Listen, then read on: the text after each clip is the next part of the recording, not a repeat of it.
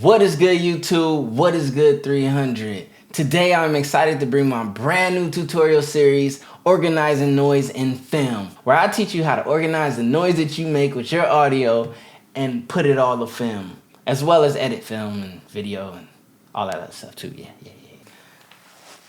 So I've since my first video changed things up a little bit. Gotten ScreenFlow 6 for the Mac, which is a screencast, screen recording software. And the reason I went to ScreenFlow after telling you, hey, you have a free QuickTime screen recorder, which you do, but it's limited. The reason why it's very important is because I need you to be able to hear the edits I make with the EQ and compression. I need you to hear the results. And that's pretty much already set up out the gate to do all of the things I needed to do. Actually, I'm using it right now. I haven't even tested it. I'm just going. All right, let's get into this. So basically, what I'm playing around with right now is audio from my first video in this series. This audio right here is from the Shure SM7B, and then this audio right here is from the Rode VideoMic Pro. Right now I'm currently recording both of those sources into ScreenFlow. From what I can tell right now, after testing it and then playing back what I tested, it's a great software. All right, let's get into this. So right now we're listening to, I'm gonna play a little bit of it. I wonder how can I set like a marker. All right, we got a marker right there, boom. Just press M on the keyboard, shortcut for a marker. Let's go ahead and play that. So this is a Shure SM7B audio, completely naked as it was recorded into the Scarlett. So basically, what does that mean? I'm gonna teach you audio engineering, video editing, creativity. I can't really teach you how to be creative, but I can teach you the tools that help you be creative. All right, so that's how my Shure SM7B going into the Scarlett. That's the audio I captured right there. So now I'm gonna click right here on the mixer, and I've already loaded this EQ on here. This is one of my favorite EQs to use. Hold on, let me go to default. Okay. And I want pre and post. So I love this EQ. The EQ that is native to Audition that I would recommend you use would be the parametric equalizer, which is this one. And you can get the exact same results with this as you can with the fat filter. See, like, oh, hold on, let me turn them both on. That means more than anything else.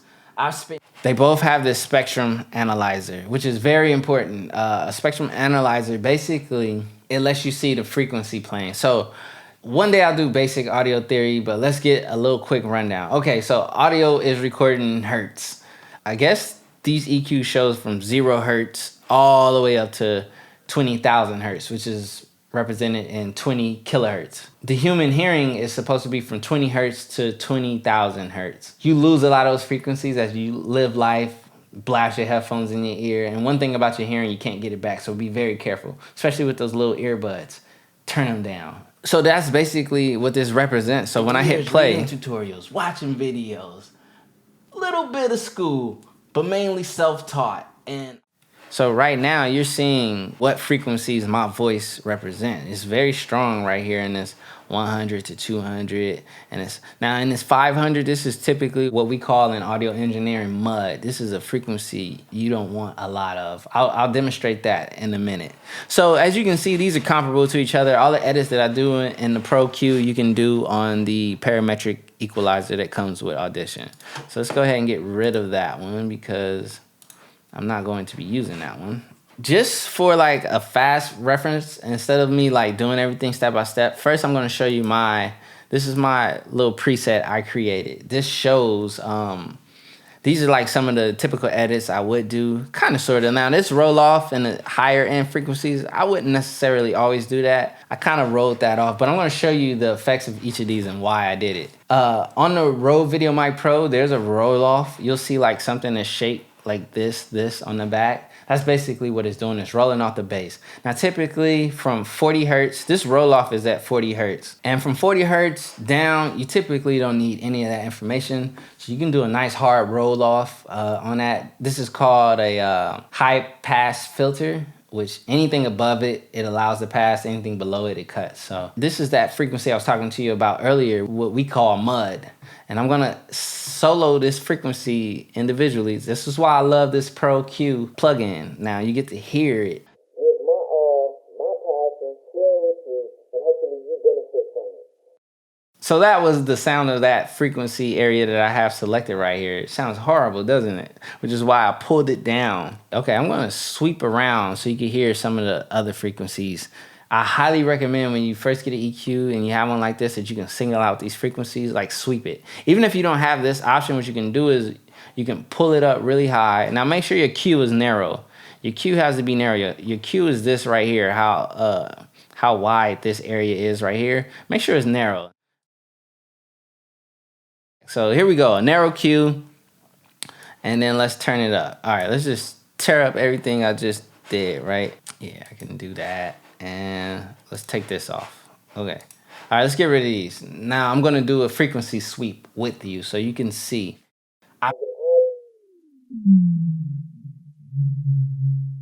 These are your bass frequencies down here.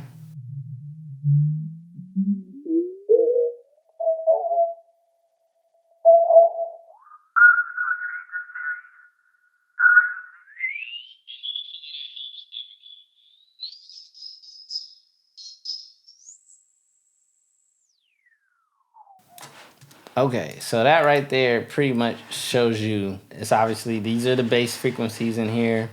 These are the midtones, and then these are the highs. So as you play with it, you'll get to know it. And then also another very important tip when EQing, use small increments. Don't go so big. Don't do such drastic changes. Like right here, I did about a 3 dB cut. It's all about being subtle. Let's not get carried away. Let's keep it all mellow. Now, at 6,000 hertz, I did this cut right here, but let's hear the difference of having it and then not having it. Let's go back to where we start this. Take this off and let's hear it. So basically, what does that mean? I'm gonna teach you audio engineering, video editing, creativity. I can't really teach you how to be creative, but I can teach you the tools that help you be creative. And that means more than anything else. I've spent years reading tutorials, watching videos, a little bit of school, but mainly self-taught. And I'm no different than you. That's how I know you can learn it. So I'm gonna give my all, my passion, share it with you, and hopefully you benefit from it. So like, honestly, I can even go to that 9,000 hertz or 9 kilohertz, and I actually like the sound of that too. I get more information in it. I'm not sure why I did such a drastic cut. You know, you don't want to cut too much, and like I said, you want to be very chill. This one right here, I highly recommend you do, and this one right here, I highly recommend you do. This one is totally subject. You probably wouldn't even want to mess with these. This is typically about all I want at the moment. I'll get more in detail. We'll do like a more intermediate EQ video, and then we'll do like a more advanced. But for now, this is just a basic EQ tutorial. Now let's get into compression. Now, compression, like I said in the last video, and I'm gonna say it again, it's kind of like you set a threshold, and anytime those waveforms come above that threshold, it decreases it by the amount you choose. So there's like 3 dBs to 1. So and then like 4 to 1. Okay. So for compression,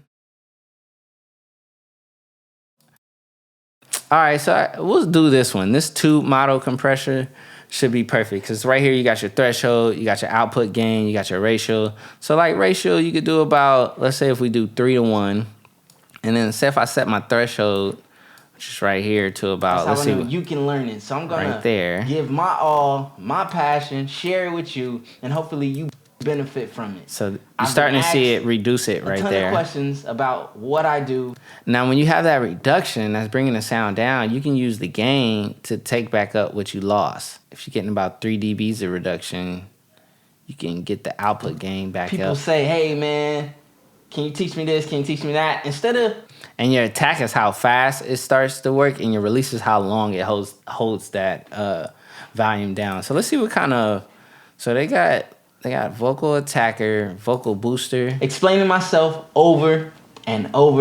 So that helps boost your vocals with compression. This one is supposed to be a leveler. And over.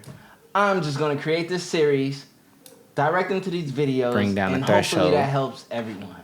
Now we're gonna get into EQ. Now when I turn these on and off, you won't really notice much of a difference, and that's a good thing.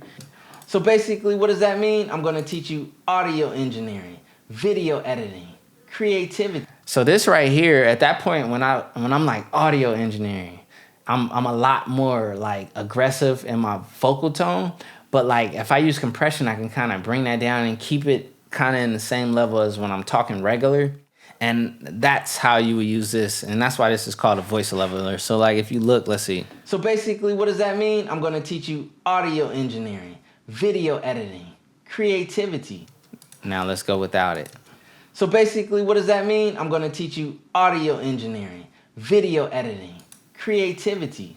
So that's really nice. You get a nice level vocal, and that's what you want, and that's what compression is used for.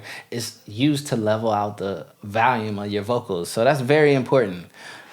So like right here with these two edits right here, I've changed the sound of my audio, and my edits are pretty solid. And this is typically probably where I would leave it at. I don't go too crazy on my audio edits because, you know, with video, like I said, I want it to be as natural and as true to the environment as possible, but I don't want it to be unpleasant to your ear. So I'm trying to get rid of some of those unpleasant frequencies and as well keep it as true as possible. So like this right here would be where I would rock. So basically what does that mean? I'm gonna teach you audio engineering, video editing, creativity. So I love that. That sounds great. And then now right here, here's the Rode VideoMic Pro going into the Scarlett. Let's listen to that. Now this is naked audio. And make sure I'm being true. Yeah, this is naked audio. Let's hear it. I can't really teach you how to be creative, but I can teach you the tools that help. You can automatically tell I'm a lot further away from the Rode VideoMic Pro, so you can hear that space. You be creative. And that means more than anything. Now here's something cool. Say if I wanted to use these exact same effects and edits that I made, and I wanted to use them on the Rode VideoMic Pro. The one way to do it is to create my own preset, which I can do right here. Save this setting as a preset, VO-001. So now I could just add to Model Pro here and then go to the preset VO-001. Or I can hold Alt on the keyboard, click and drag this over, and it will copy and duplicate that. So now we get the same edits that I did to the Shure on the Rode. On the Rode, the volume is about right there. Let's go back to our marker. I'm gonna have to find out the shortcut for that. I'm sorry. Learn as many shortcuts as you can. It'll increase your workflow. Like I'm new to Audition, but I can open it up and get in here and do the same principles that I know for audio engineering because it carries on to every software. So no matter what you're using, like these edits and things that I'm teaching you, you can do. So basically, what does that mean? So the Shure is hitting like about right here. Now, let's mute that. I'm gonna teach you audio engineering. So the Rode VideoMic Pro isn't as loud. You can tell by these waveforms right here. These are a lot bigger and more pronounced, and then the Rode VideoMic Pro, due to it being further away, is about right there. So like I said, I wanna get that volume at about the same area right here. And there's a couple ways to do that. I can raise this leveler to do it. I can, like on the output gain right here on the vocal leveler, I can increase that. So basically, what does that mean? I'm gonna teach you audio engineering, video editing, creativity. I can't really teach you how to be creative, but I can teach you the tools that help you be creative. And that means more than anything. Now notice, as I raise that, everything is raised. The sound of the room, everything that's being picked up on that mic, all that noise comes up with it. And that's a part of it. That's why you want as clean audio as you can get going in to your mic. So that way, because once you get into post-production, there's only so much you can do. There's little tips and tricks and things you can do to help reduce those sounds, but for the most part, they're in there. But so if I raise my output gain 6 dBs, another note, when you make audio adjustments as far as volume, if you increase the volume by 3 dBs, at that 3rd dB, the ear starts to notice it. That's just a tip. I tend to do it in the increments of 3s. So right here at 6 dBs louder, we're hitting I've spent years reading the same area that the Shure SM7B was hitting. So let's compare these two. So what I'm gonna do is I'm gonna play the same phrase up to a certain point, then I'm gonna go back and I'm gonna play it on the other mic. So right now the Shure. So basically, what does that mean? I'm gonna teach you audio engineering, video editing. Okay, now let's go on the Rode. So basically, what does that mean? I'm gonna teach you audio engineering, video editing. Now you get more of the room on the Rode recording, and there's ways to cut down on that. I could put my Rode VideoMic Pro on like a microphone stand and put it like more over my head and as close to me but out of video frame as possible, and I would get better results. And that's also another option. And I think, honestly, running your Rode VideoMic Pro into audio interface, such as the Scarlett 2i2, is like a great idea. As well as if you can do the Shure SM7B and run that into the Scarlett for your vocal recordings, that's an even better idea. But that's, like I said, that's more if you're set up in one stationary place, it makes sense. But when you're out and about, I mean, the Rode VideoMic Pro is probably one of your best options, and that's great.